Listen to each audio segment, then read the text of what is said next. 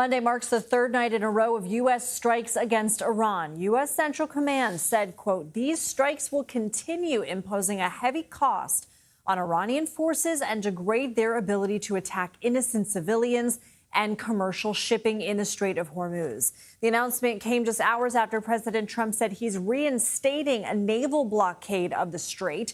Trump says the U.S. will keep the strait and charge shippers a 20% toll for security. The White House has previously said the strait would remain open without tolls, but Iran insists it controls the critical waterway.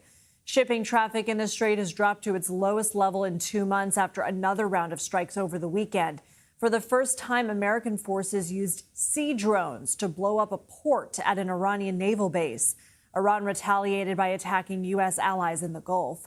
President Trump just spoke about Iran moments ago from the White House. Want to make something. We had a deal with them 2 days ago, and then they said, oh, we can't make that deal. We have to negotiate it further. And this is what they've done for 47 years.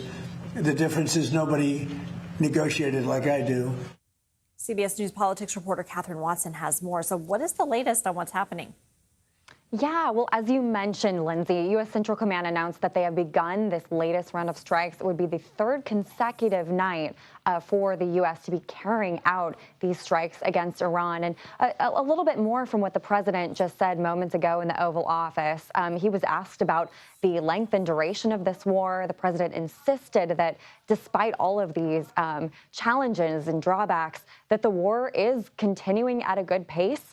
The strikes began this evening's strikes began moments after President Trump said the U.S. would be hitting Iran hard not only tonight, but also tomorrow. And as you mentioned, U.S. Central Command said these strikes are meant to impose really a heavy cost on Iran's forces and degrade their ability to attack commercial ships in the Strait of Hormuz. But Lindsay, I mean, just think about the effect that this is having on commercial shipping in the Strait. Things were already very fraught, very difficult. If you're a company, is this really a risk that you want to take? So that's all the things that the White House is weighing right now. Have we gotten any reaction yet to this blockade and this idea of taking over the strait and mandating tolls? Yeah, well, not as much to the blockade, since this is something that the U.S. had already imposed. You know, United States allies are not speaking about that as much. But when it comes to but when it comes to the United States decision to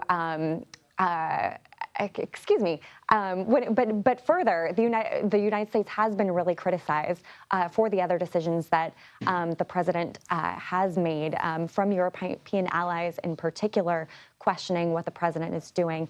So we shall see what comes next, Lindsay. Okay, Kathryn Watson, thank you.